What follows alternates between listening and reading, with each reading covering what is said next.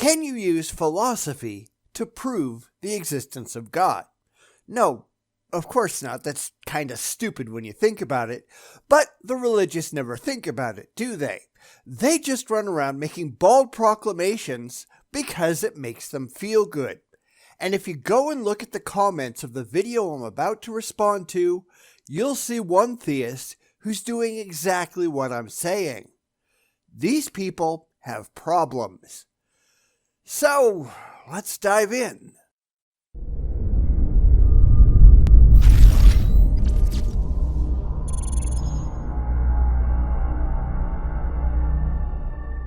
So, today we're going to go take a look at part of an introductory lecture in a philosophy course on the use of philosophy to find evidence for God.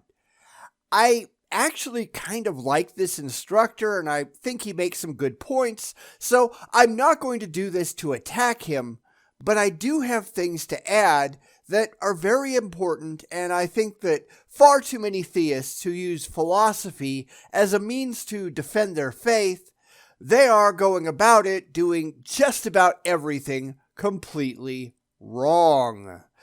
So, yeah, let's go take a look and see what he has to say. Okay, so proofs for the existence of God. Many people have strong views about God and whether God exists. The kind of public debate on this is in many ways very unsatisfactory because it's very politicized, people feel so emotionally high-strung about these issues that it's hard to think clearly about them.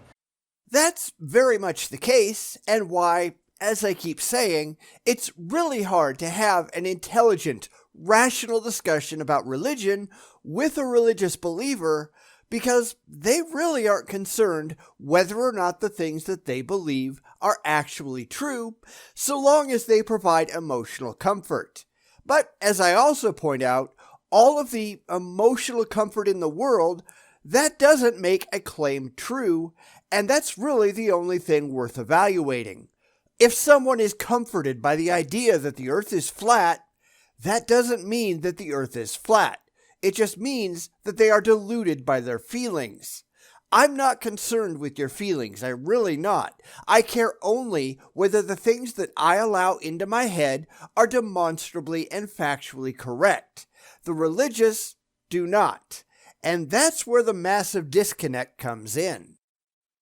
But philosophy is all about trying to think clearly about issues that are often highly politicized and emotional. But that's often not how it plays out, which is, again, a problem for the religious who often try to make use of philosophy in ways that are simply not demonstrable, rational, or defensible. And as I've said in the past, you need to use the right tool for the right job, and philosophy really has nothing worthwhile to say for things in the real world. You cannot philosophize your way to a new species of wombat. That's not how philosophy works. You cannot use philosophy to extrapolate the characteristics of a new exoplanet. That is not philosophy's job. Likewise, you cannot use philosophy to demonstrate that a real God actually exists. It just can't be done. But the religious have nothing else, so they're going to attempt to incorrectly use a tool that cannot rationally be used to satisfy their own emotionally comforting blind faith because they really want it to be true. And that's just stupid. It really is.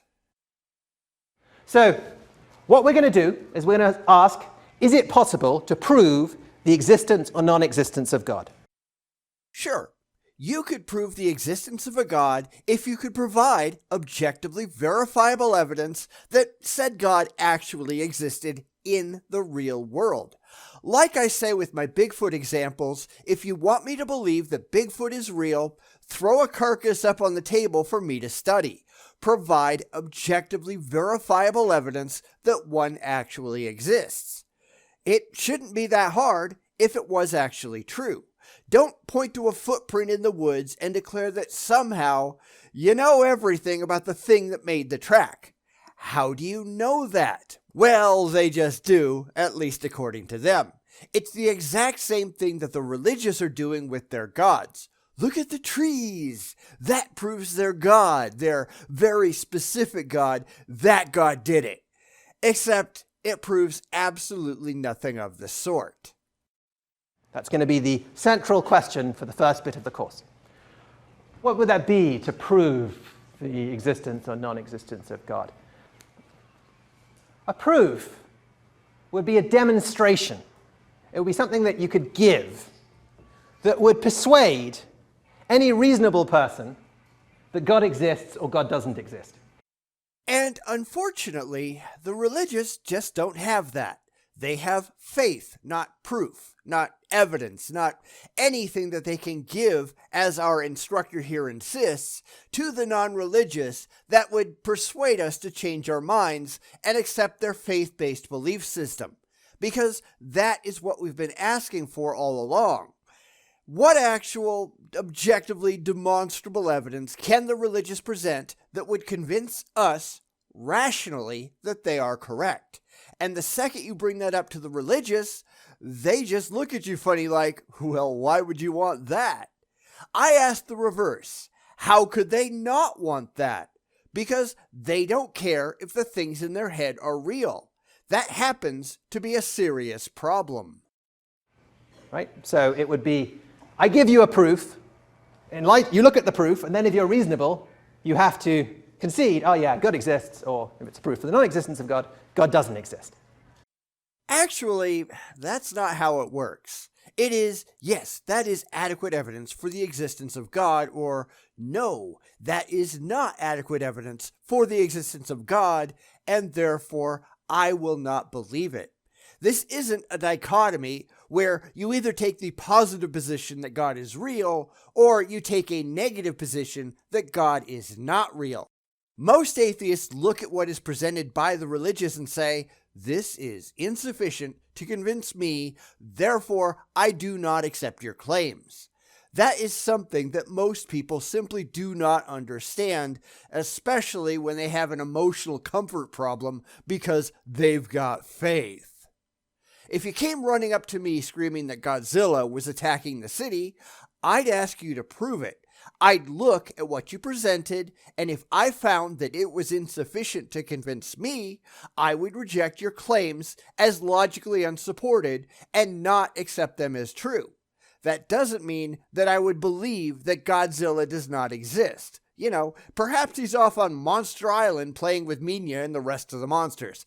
I don't know. After all, we did see that in the movie All Monsters Attack in 1969, so obviously it's got to be true, right?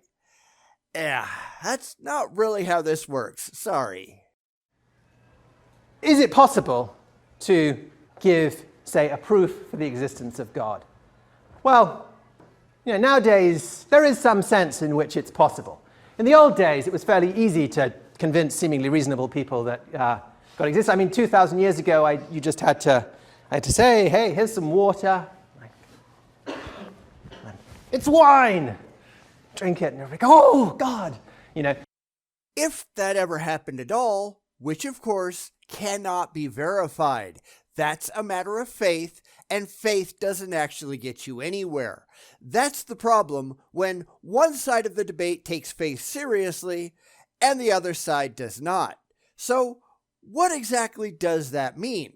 It means that the people who use faith need to prove the validity of faith as a means of discovering objective fact, because lots of people use faith and their beliefs are completely rationally unjustified.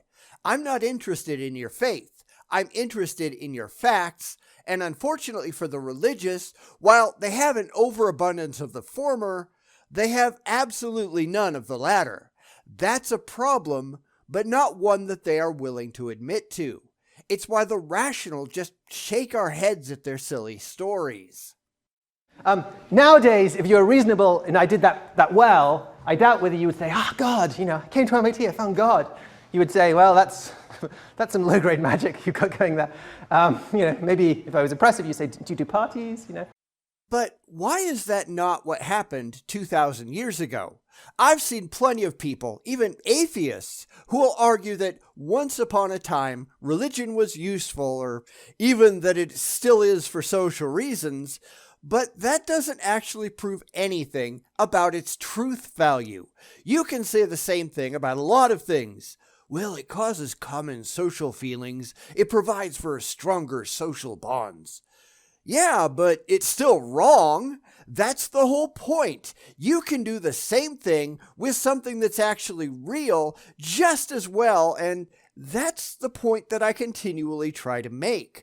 We can get to the same place intellectually that the religious have been getting to emotionally for centuries. This isn't about feelings. It's about using your head for something more than holding up your hat. It's about coming to grips with the way that the world actually is, not how you desperately wish that it might be. It's recognizing that these things are just not justifiable and refusing to give in to double standards for dumb people who would rather feel good than actually be correct. It's why religious debates rarely ever go anywhere useful. You wouldn't, your reaction would not be, oh, my God, I was confronted finally with God. That's reasonable. So that's not going to work anymore. Yet, for a lot of people, unfortunately, it does. There are tons and tons and tons of really dumb people out there. People without a decent education, who have had their brains poisoned by childhood indoctrination not to think critically about the religious beliefs that reside in their heads, because the second that you allow doubt, you also have to allow people to say, hey, wait a minute, and reject the whole thing because it makes no rational sense. And the religious can't permit that because they have nothing intelligent to say in response. That's really the point when you think about it. But they don't want to think about it, do they? But I take it there are things that could be done. Suppose that I was to point up here and the ceiling of this lecture hall was just to open like a clamshell, like, and you were to see above you a great chorus of angels with trumpets and choral voices all extending up to infinity. And you were to be plucked out of your seat, right? And like fly up there. And then at the very sort of peak, at the beyond infinity, there was this massive figure sitting in an armchair. It says, hello, it's me, God. What have you been doing, disbelieving me all this time? If all that really happened, then I take it you would, if you were reasonable. I certainly would. If I was reasonable, I'd say, yeah, no, that's a God, that's done it. It would be something at least. I would acknowledge that the experience happened. Now, whether or not that was a god, I suppose that depends on how you're going to define your terms. That's certainly a big guy sitting in an armchair somewhere, exercising abilities that you do not at present understand. Does that make it a god? Well, that depends on your terminology. If you look at modern technology to a tribe of primitive people who've never seen it before, they'd probably think that you were a god. We actually have examples of this happening in World War II, where the military set up temporary outposts on islands with primitive populations, and they thought they were gods. Go look up cargo cults. It's a fascinating read. However, that doesn't actually make them gods, does it? It's just something that you don't understand. Is that enough to call it a god? Yeah, I really don't think so. I concede, I'm not going to argue anymore. That would be great. So it is possible to prove the existence of God. The unfortunate thing is I can't do that. I've taught this class a couple of times before, and I have a secret hope that one time it'll happen. But it won't, I'm sure, because there's no reason to think that there are any endless choirs of angels or big guys in comfortable chairs looking down on you. So we have to ask ourselves that, given the complete lack of any corroboratory evidence for any of these claims, why should we believe? Why should anyone allow these ideas to dominate their entire day-to-day lives? Why should anyone in their right mind put these unjustified ideas foremost in their mind and change the way that they want to live their lives to accommodate them? And the answer is, they shouldn't, but billions still do. And that's why I do this channel, because there are billions of people out there, less and less every day, granted, but still billions at the moment, who take this nonsense seriously, and they are screwing it up for the rest of us. They really are. If we had never had religion, where might we be right now? Had the religious mind poison throughout history not stood in the way of human progress? Could we be living on Mars right now? I don't know. Maybe. We'll never know for sure because we can't go back and experiment. But who knows how far we might have gotten by this time without the yoke of religion holding us back. And that's a question that bears consideration. If God was going to split open the ceiling like a clam shell, that would be a good point to do it. That would be nice timing. But I'm 3-0 as far as... And your record is unlikely to ever change. See, the religious spend a lot of time telling us that someday we'll know they're right, but they can never follow through on their claims, can they? It's always after we're dead and conveniently we can't come back and tell everybody that they were right. Or wrong, because they're almost certainly wrong. But they just don't care. It feels good, so they'll believe it until the day they die, and they won't get any confirmation after they're gone either. They have no evidence of any kind. It's a comforting lie they embrace because it's momentarily comforting. It really, really, really is stupid the second that you think about it. Okay, so the goal of philosophy has been to try to see if we could prove the existence of God in less spectacular fashion. No, that's never been the goal of philosophy as a whole. I don't know that there ever was a real goal to philosophy as a whole, though. Some have said that it's the pursuit of truth, but that's always poorly defined. What do you mean by truth? Do you mean fact, as I do when I use the word? If that's the case, then say so. Do you mean something else? I don't know. It's always a bit unclear.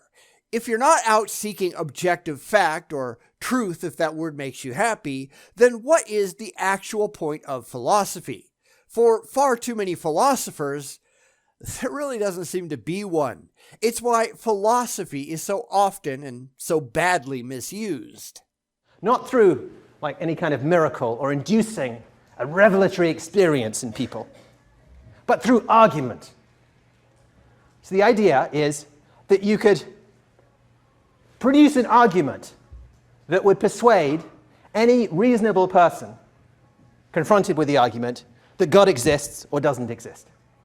Except reasonable people are usually not persuaded just by argument, no matter how good you might think that it is. There is no possible philosophical argument, no set of syllogisms that you could come up with that would convince me that there was an actual God.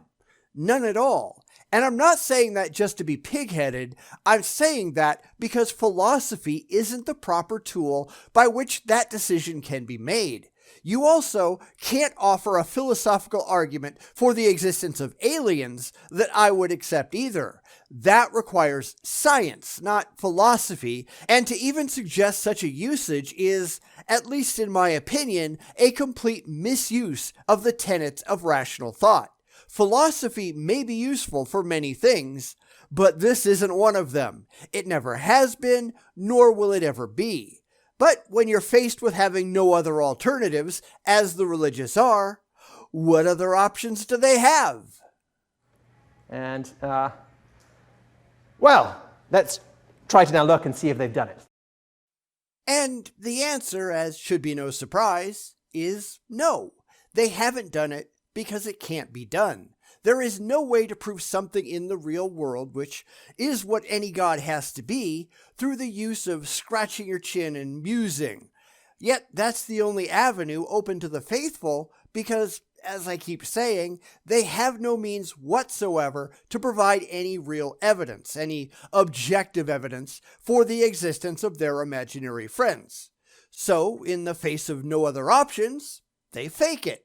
That's all philosophy is in this regard. It's a dodge meant to appeal to the mindlessly emotional, not an attempt to provide actual proof.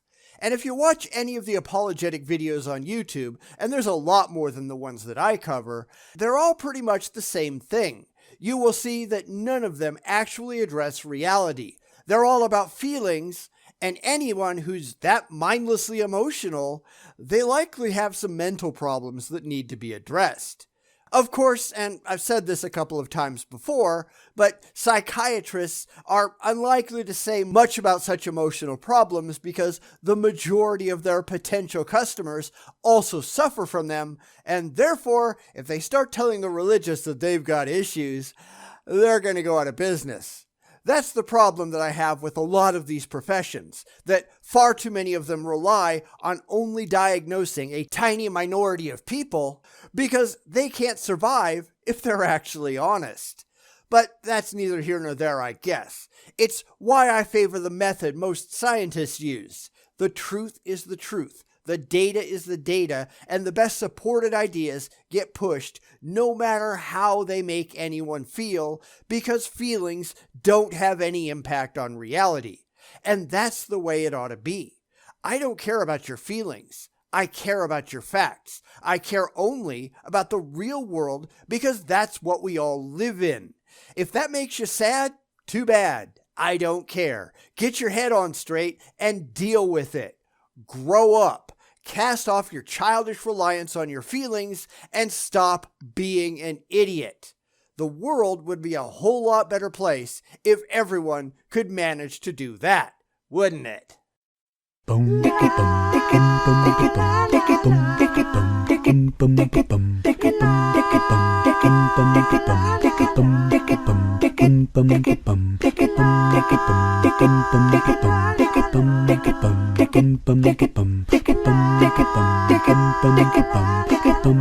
Bum